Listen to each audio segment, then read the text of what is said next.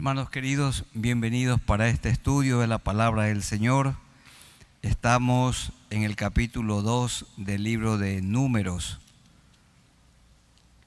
Y el tema de Números es el progreso del peregrino. Así como nuestra vida también aquí en la tierra es un peregrinaje, momentos de alegría, de tristeza, salud, enfermedad, abundancia, escasez, tiempo de reír y también tiempo de llorar. Y así es Números. Vemos al pueblo avanzando a la tierra que Dios les prometió. El recorrido debió ser solamente de 40 días, pero los 40 días se transformaron en 40 años por la rebelión, por la desobediencia, por el corazón obstinado del pueblo de Israel. Y en cada uno de esos lugares de sufrimiento, Dios formó el carácter del pueblo de Israel, como también lo ha hecho con nosotros a lo largo de nuestra vida. Son los jóvenes de 20 años hacia abajo los que ingresaron a la tierra prometida, y los de 20 años arriba murieron por su desobediencia y murieron por su rebelión contra Dios.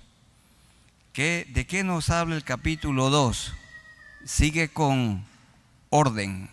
Ahí hay orden, hay organización. Y por esto el tema para este capítulo es organización de las tribus o de los campamentos de Israel para el peregrinaje. Hasta Sinaí, el pueblo de Israel había llegado un poco desorganizado, pero desde Sinaí Dios los puso en orden y marcharon como un ejército con 4 campamentos, uno hacia el oriente, otro hacia el occidente, otro al norte y otro al sur. 4 campamentos con 3 tribus cada uno de los campamentos. Entonces el capítulo 2 habla de este maravilloso orden. Aún el profeta Balaam, de un actuar muy dudoso. Muchos dicen que se trataba de un profeta de Dios, otros que de ninguna manera. Cuando lleguemos a esos capítulos, ahí estudiaremos a este hombre llamado Balaam, y de él se habla mucho. Y miren lo que él dijo acerca del orden que vio cuando él fue invitado a decir palabras maldicientes contra Israel, y no lo maldijo, sino antes bien lo bendijo por orden de Dios. Vamos a buscar y en una porción en el libro de Números que estamos estudiando, el capítulo 24. Veamos Números 24, los versículos 5 y 6. Leamos desde el 4. Dijo el que oyó los dichos de Dios, Balaam, el que vio la visión del Omnipotente, caído pero abiertos los ojos.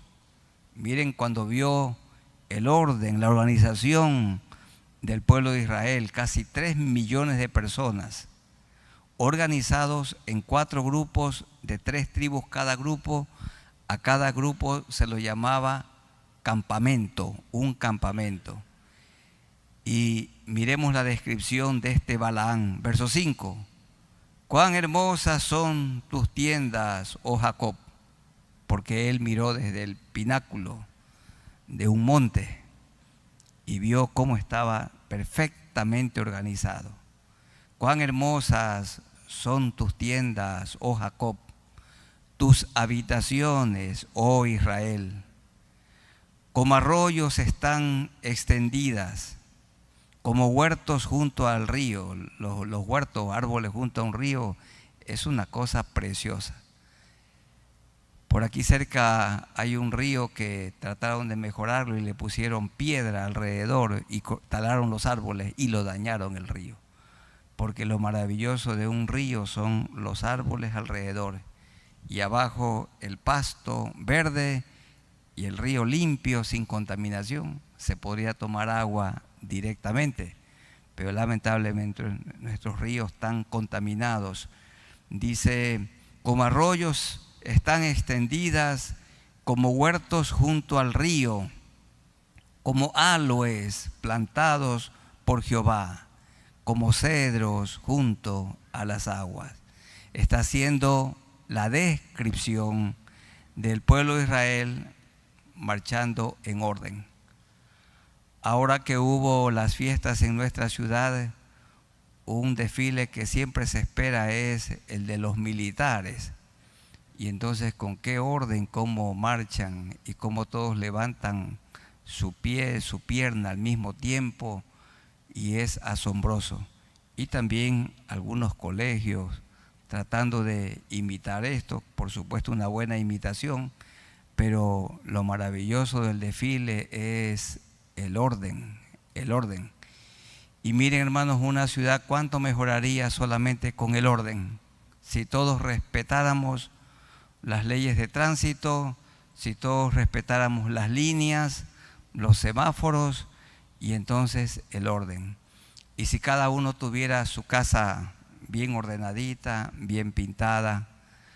Si usted se sube en un helicóptero y mira nuestra ciudad desde lo alto, se queda horrorizado, porque los techos no son feos, sino horribles. Es horrible la vista, porque, y si los techos fueran pintados. Hay una ciudad muy hermosa, entre las muchas que tenemos en el Ecuador, la ciudad de Cuenca, y sus techos todos bien pintados, bien terminados, y eso se ve hermoso. Y más la gente respetando cada uno por el lugar que debe andar. Bueno, el orden es lindo. Y puede ser una casa de una familia muy pobre, a un piso en tierra, pero bien ordenado, las camas bien tendidas, la vajilla de la cocina bien limpia, cada cosa en su lugar. No, el orden es maravilloso. Entonces, no se necesita tener dinero para ser ordenado. Hay gente que tiene mucho dinero, pero es desordenada. Y hay gente que tiene muy poco y es ordenada. Así que el orden, qué bonito es una biblioteca ordenada, qué bonito también un escritorio ordenado, una cocina ordenada, un cuarto ordenado, un closet ordenado. Muy bonito los lugares donde se ponen los zapatos, todo ordenado. Y los que usamos corbatas hay que tenerlas ordenadas, ¿no? Cada una con su terno o saco respectivo, con qué zapatos y con qué medias y qué cinturón, y todo tiene que estar en orden. Y claro, eso implica un poco de esfuerzo, pero bonito es tener orden. Y cuando venimos al Señor, el Señor ordena nuestra vida. Estoy de acuerdo con un autor que dice que en Números 1 y 2 se parece, estos dos capítulos se parecen a Génesis 1, que habla de la creación. ¿Qué notamos nosotros en Génesis 1 y 2 como también en Números 1 y 2? Nosotros vemos orden, belleza, propósito, maravilla, hermosura. Dios lo hizo todo perfecto, todo bello. El huerto de Edén era un paraíso. Paraíso en el que Dios puso al hombre para que lo labrara y para que lo guardara. Pero lamentablemente fueron expulsados por su pecado, por su maldad. Y las ciudades turísticas del mundo tienen una característica: orden, organización. Orden. Los trenes aterrizan o llegan a la hora que dicen, despegan a la hora que dicen, en los aeropuertos también a la hora que se dice, y en todo hay orden por toda la ciudad. Y sencillamente que esté muy limpia, y eso es bonito, es agradable. Cuando uno anda por nuestra ciudad nos damos cuenta que falta orden y falta limpieza. ¿Y qué es lo típico? Culpar al que administra. No tiene que ver tanto con ellos, tiene que ver con nosotros los ecuatorianos, nosotros los milagreños, que cada uno tenga limpio, lo que le corresponde.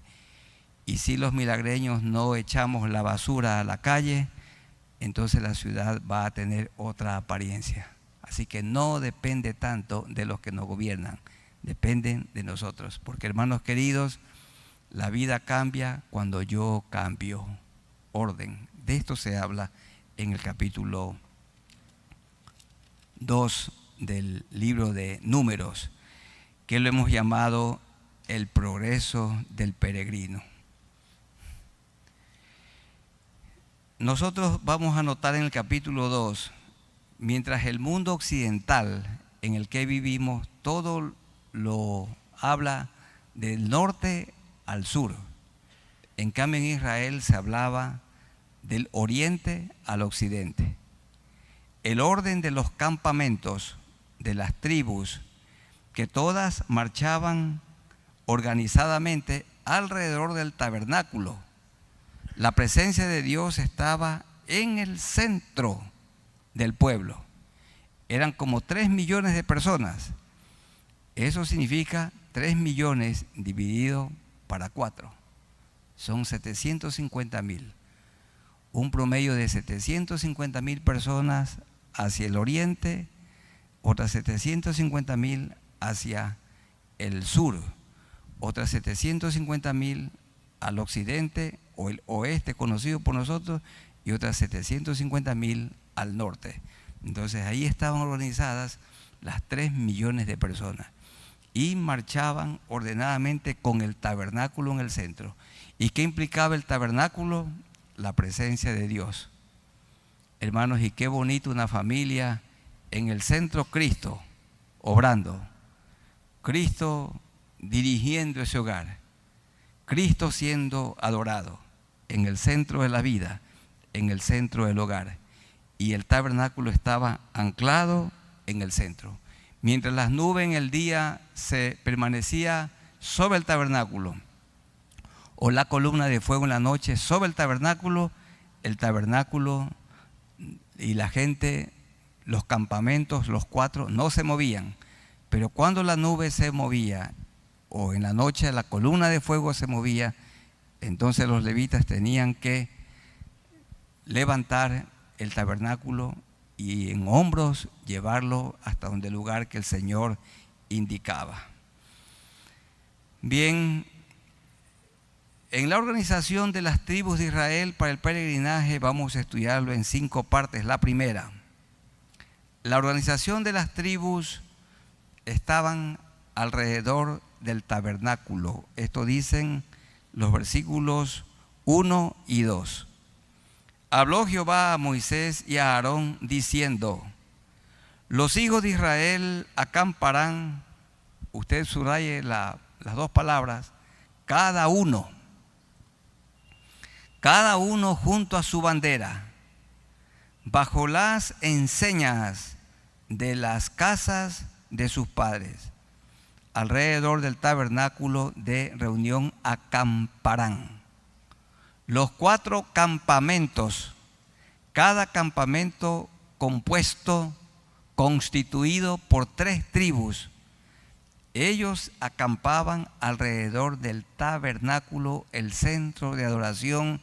La presencia de Dios allí estaba, siempre allí presente. Cada uno tenía que conocer su lugar. Y así, hermanos, en la iglesia, a cada uno Dios le ha dado su don. Cada uno tiene su talento. Allí en esos campamentos cada uno tenía su rol. Y el trabajo dado a los levitas estaba tan bien organizado. Unos llevaban las tablas, otros llevaban las basas, otros llevaban las cortinas, otros llevaban los muebles que estaban dentro del atrio, otros los muebles que estaban dentro del lugar santo, otros los muebles dentro del lugar santísimo, otros llevaban las estacas del atrio, pero cada uno tenía una responsabilidad. ¿Saben, hermanos, qué pasa en la iglesia del Señor? Todo se paga. Para limpiar el templo hay que pagar, para mantener los baños hay que pagar, Para cambiar un foco hay que pagar, para remendar un asiento hay que pagar, para reparar un micrófono hay que pagar, todo hay que pagar. Pero qué diferente sería si en la iglesia cada uno tuviera una responsabilidad voluntariamente. El templo sería mucho mejor, más bonito, mejor mantenido, porque todos haríamos alguna pequeña labor. Qué bonito es un hogar donde cada hijo tiene una responsabilidad. Yo recuerdo en el lugar en el que crecí, 7 hermanos, 2 hermanas, y mi madre tenía muy bien organizada la parte de la cocina. Una semana cocinaba la merienda, otra semana cocinaba otra de mis hermanas la merienda, y ellas ya estaban en la universidad. Y mi hermana mayor estudiando medicina, que esa carrera es muy absorbente. Una vez le dijo mi hermana: mamá, estoy un poco ocupada, muy atareada. Su responsabilidad es esta semana cocinar. Y mis hermanas cocinaban muy rico. Bueno, seguramente siguen cocinando así. Pero cada uno tenía una tarea. Y a nosotros los 5 varones, mi padre, David, esta es tu responsabilidad, Samuel, Joel, Aarón, Ramón, cada uno su responsabilidad. Y ay de nosotros si no cumplíamos con la responsabilidad. Y cada uno tenía que mantener su cuarto bien limpio y cada uno su pequeña biblioteca bien ordenada.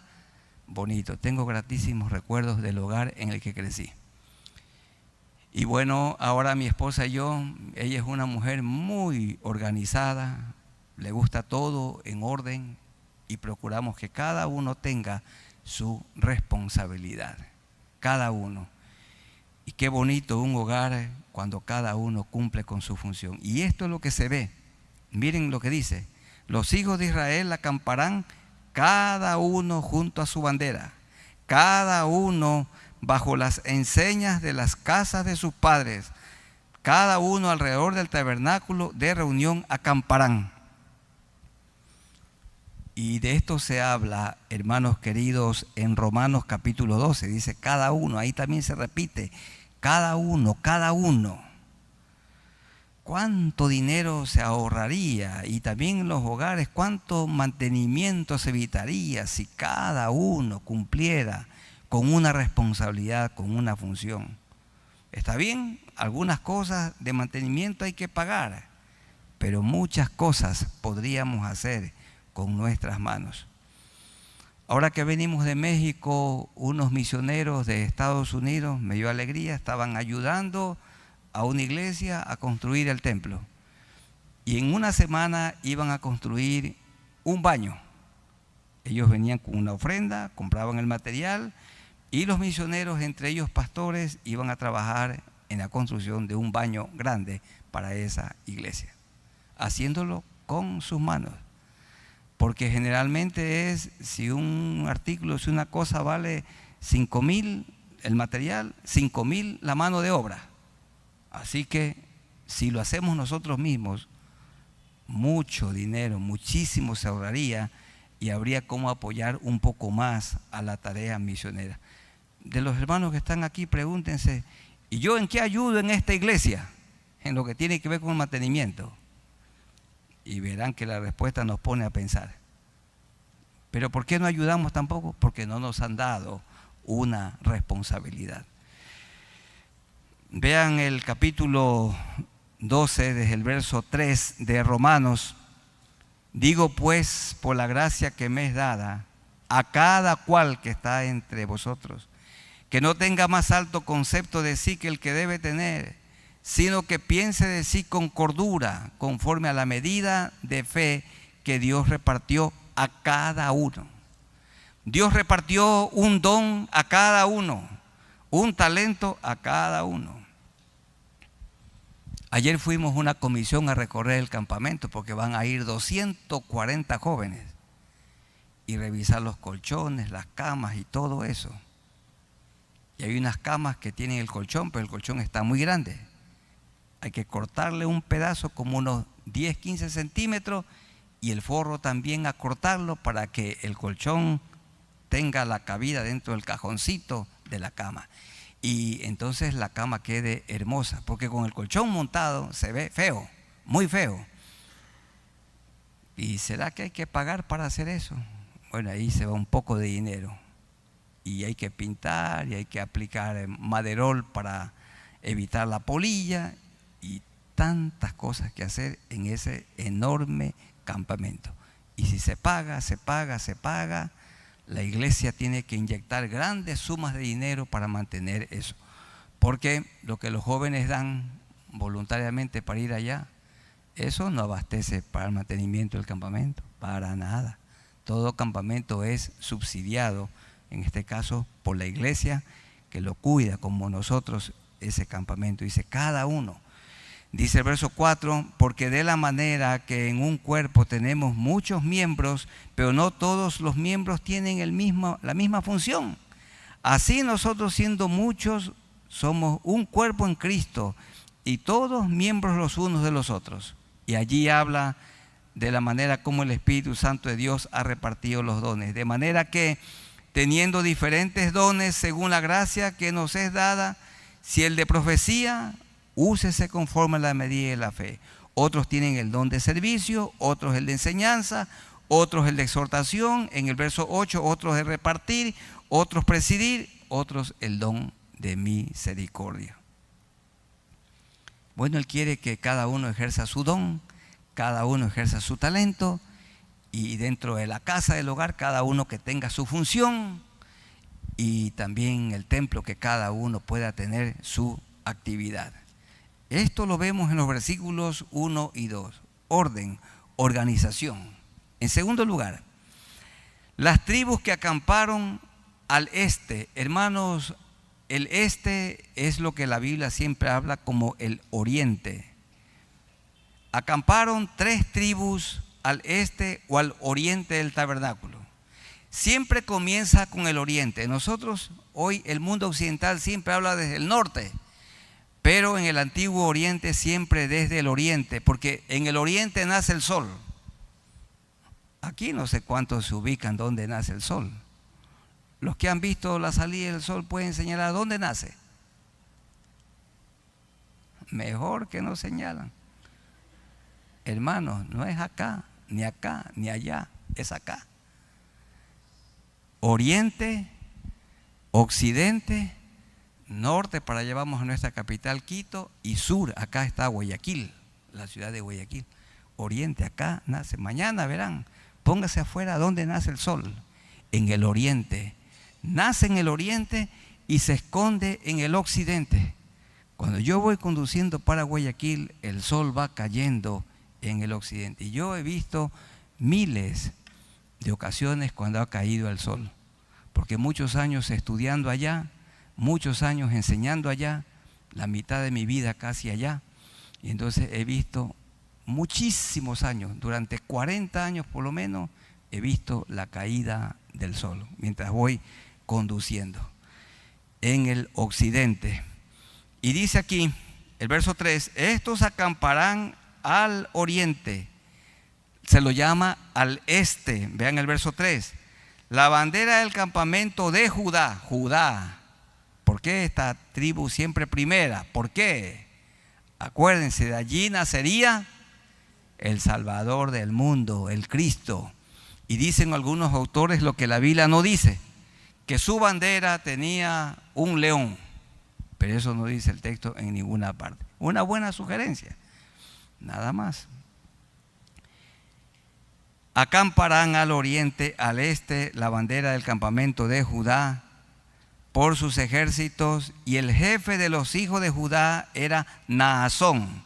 Y ya vimos en el estudio anterior qué significa Naasón. ¿Anotaron por ahí en su Biblia? Nada, no anotaron. Naasón significa mi pueblo es noble. Mi pueblo es noble. La meta es que usted venga con su esferográfico finito y ponga allí. Naasón significa mi pueblo es noble. Entonces, en el campamento número 1, al oriente, donde nace el sol, al oriente del tabernáculo que estaba en el centro, 3 tribus. ¿Cuáles eran las 3? Judá, la otra Isaacar y la tercera Zabulón. Miren el verso 5, Isaacar y Zabulón. Todos los contados, vean cuánto eran las tres tribus. Todos los contados en el campamento de Judá. ¿Con qué tribus? Con Isaacar, la del verso 5, y Zabulón, el verso 7. Las tres tribus juntaban 186.400 hombres, por sus ejércitos marcharán delante. La tribu de Judá delante. Segundo, la bandera, verso 10, la bandera del campamento de Rubén estará ¿a dónde? Al sur. Viene así, hermanos, vean. Oriente, sur, oeste, norte. Este, sur, oeste, norte. Este, sur, acá, el oeste y el norte. Nosotros decimos norte, sur, este y oeste. Los judíos dicen este, oeste, norte, sur. Nosotros comenzamos con el norte, ellos comienzan con el este. ¿Por qué? Porque allí nace el sol. El campamento también, el tabernáculo tenía que ser orientado así, en ese sentido. Veamos el segundo grupo, el segundo campamento con tres tribus, verso 10. La bandera del campamento de Rubén estará ¿a dónde? Al sur, por sus ejércitos. Y el jefe de los hijos de Rubén, ¿cómo se llamó? Vea, Elisur. Elisur, el del sur. Elisur. ¿Qué significa Elisur? Ya se olvidaron. No sé. Mi Dios es una roca. Elisur es, mi Dios es una roca. Si usted no escribe, no se lo va a aprender nunca. En el próximo estudio no tendrá ni idea qué significaba ese nombre, pero si lo escribe, no se olvidará nunca. Ahí estará escrito en su Biblia y lo puede pasar a la siguiente Biblia cuando ya esta se vaya agotando, no tenga espacios donde escribir. Bien, con Rubén al sur otras dos tribus, porque eran 4 campamentos, cada campamento con 3 tribus. ¿Cuáles eran las otras 2 tribus? La de Simeón en el verso 12, la de Gad en el 14 y todos cuantos en el 16, todos los contados en el campamento del sur de Rubén, ¿cuántos? 151.450 soldados, hombres que podían ir a la guerra de 20 años arriba. Marcharán los segundos. Los segundos.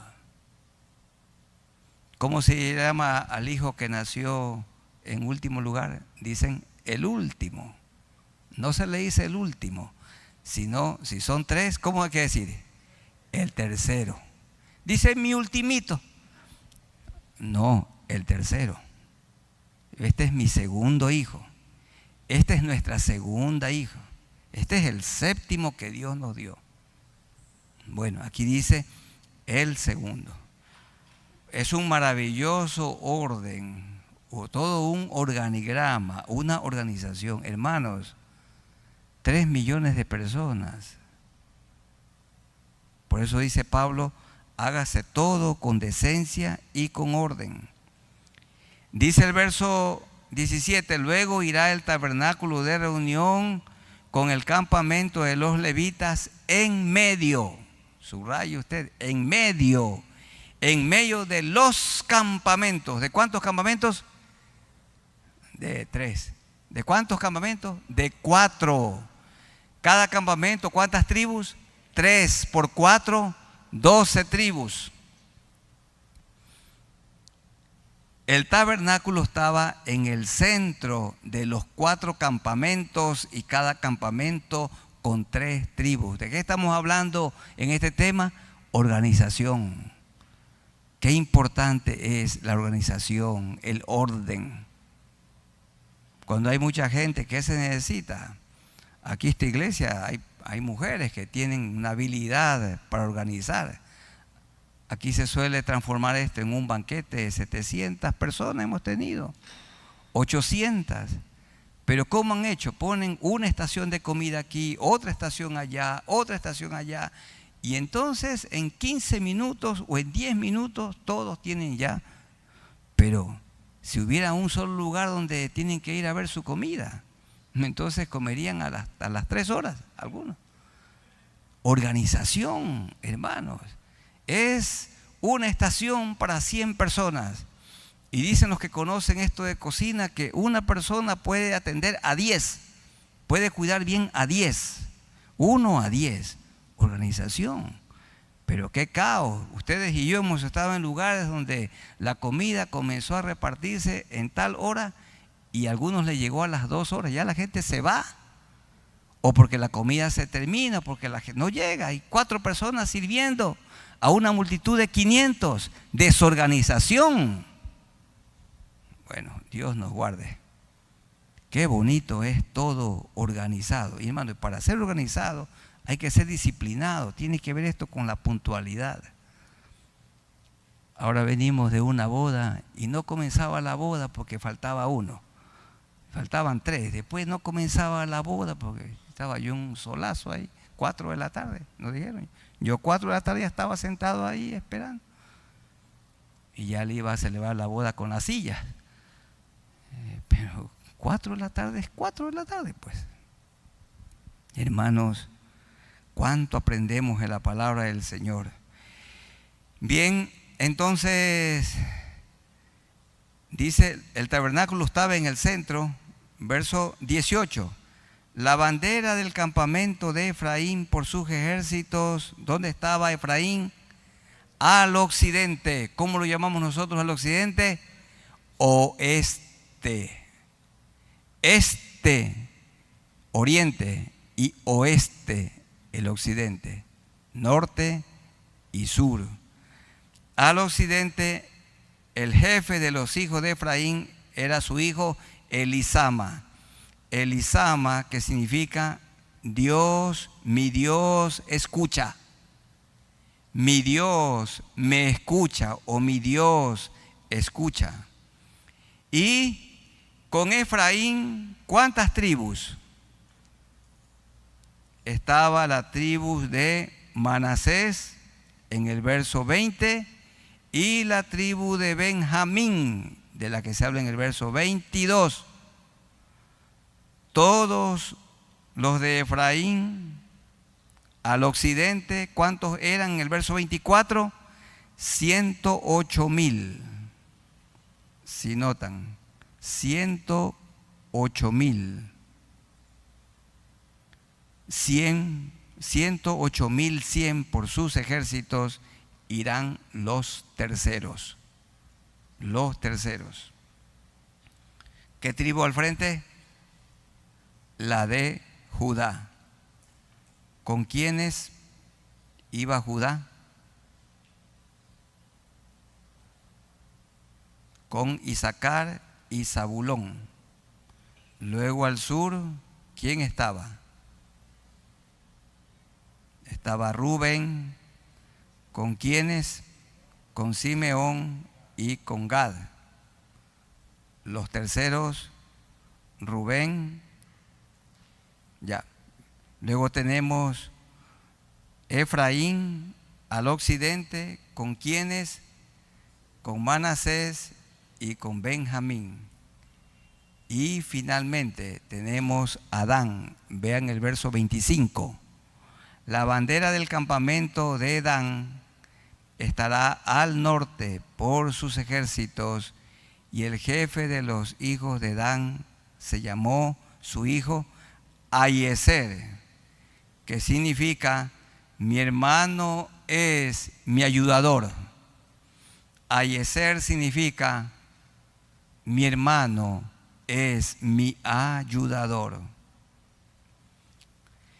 Y con él estaban otras dos tribus. En el verso 27, Aser, y en el verso 29, Neftalí.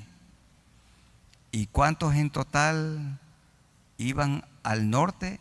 Es decir, iba al oriente Judá, y al norte estaba esta tribu de Dan. Estaban con Dan, Neftalí y Aser. Las tres tribus sumaban, en el verso 31, todos los contados en el campamento de Dan, 157.600. Irán, aquí dice, los últimos o los cuartos, en cuarto lugar, tras sus banderas. Estos son los contados de los hijos de Israel, según las casas de sus padres, todos los contados por campamentos, por sus ejércitos, 603.550 hombres de 20 años arriba, más las mujeres, más los niños. Eso significa que el pueblo de Israel era entre 2.500.000 y 3 millones de personas que marchaban organizadamente. ¿En cuántos campamentos? En 4. Cada campamento, ¿con cuántas tribus? Con 3.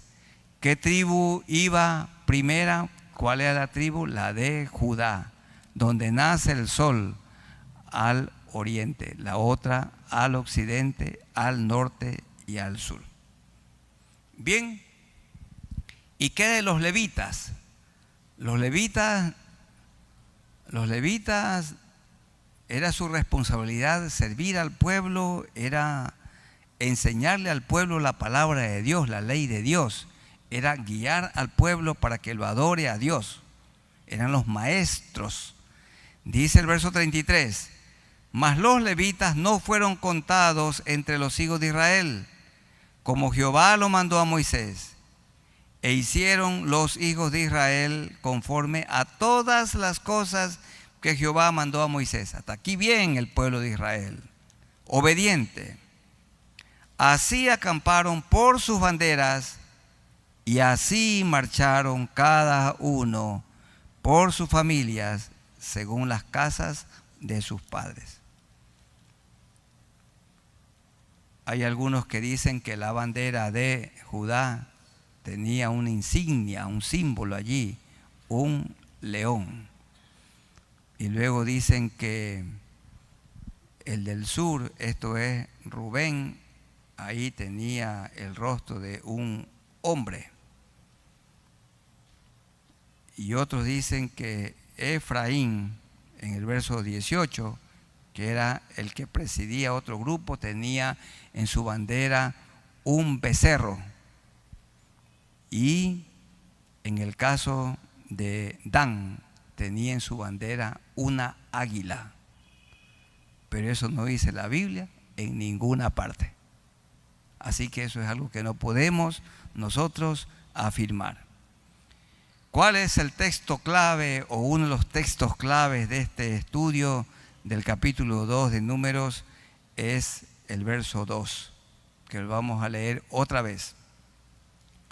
Los hijos de Israel acamparán cada uno junto a su bandera.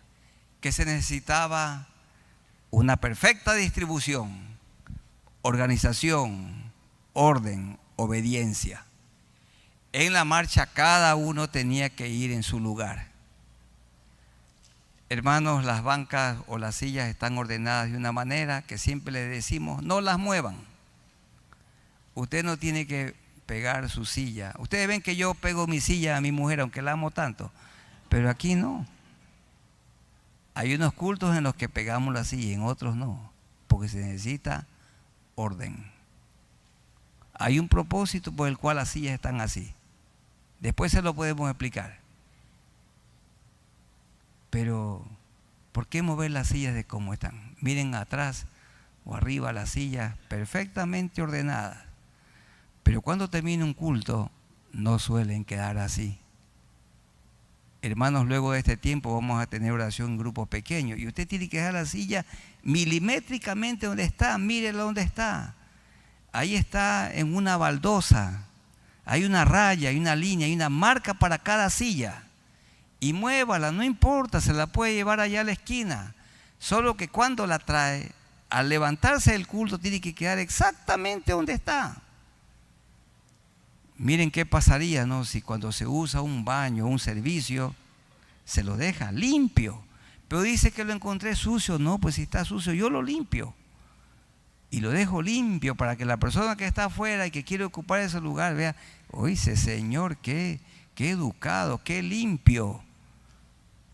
Uno tiene que limpiar lo que otro ensucia, porque somos hijos de Dios. Y en el Antiguo Testamento se enseña que el Espíritu de Dios se pasea por todos lados. Y es buena la organización y es buena la limpieza. Los hijos de Israel acamparán cada uno junto a su bandera, bajo las enseñas o la bandera de las casas de sus padres. Y los campamentos estaban ubicados alrededor del tabernáculo de reunión.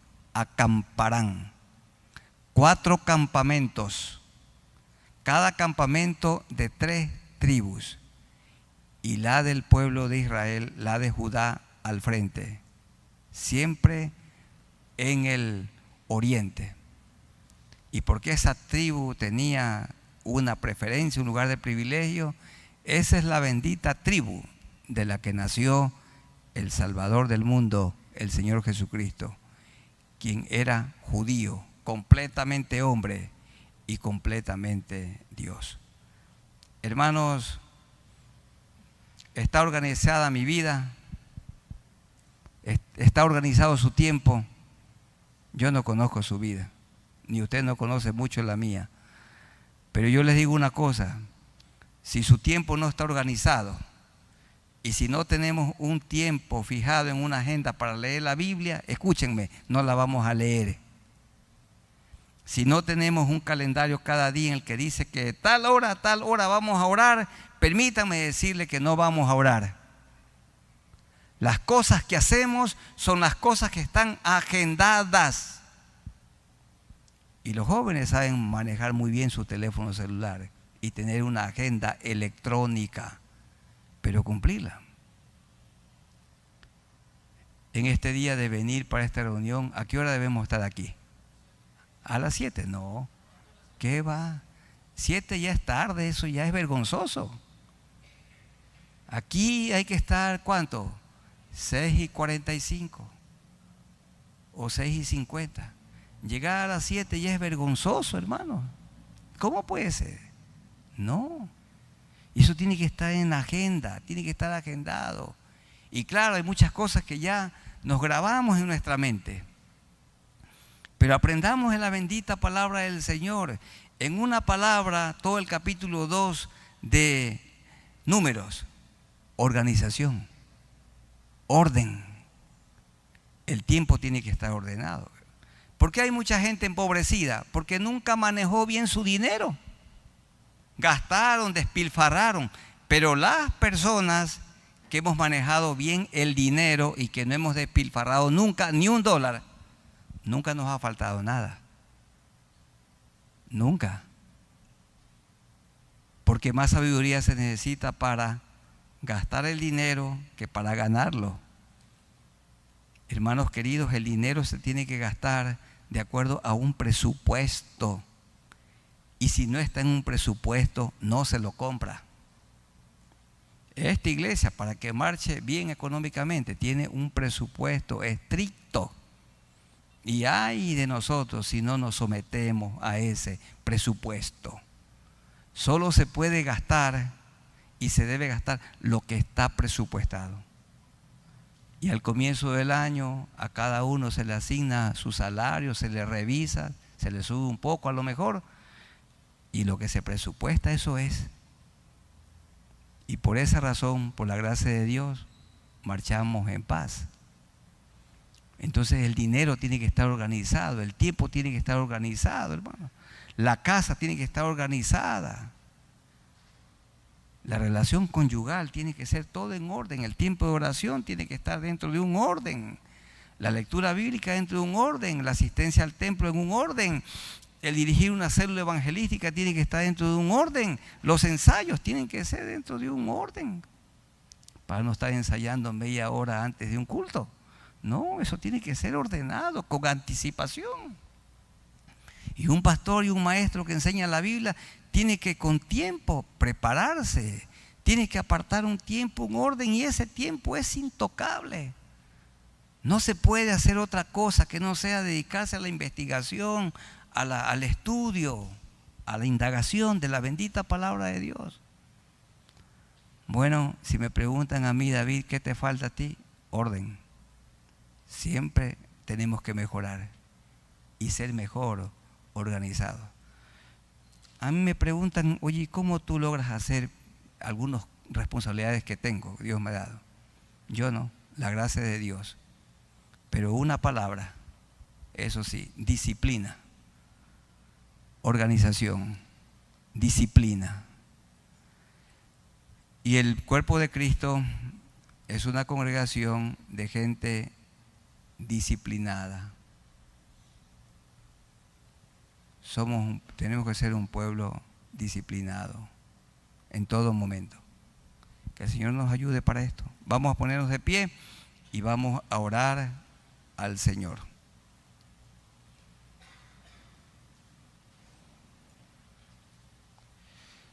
Dice el doctor Campbell Morgan, un autor que yo leo mucho, dice él, cada campamento era una compañía disciplinada. Cada uno de los 4 campamentos era una compañía disciplinada.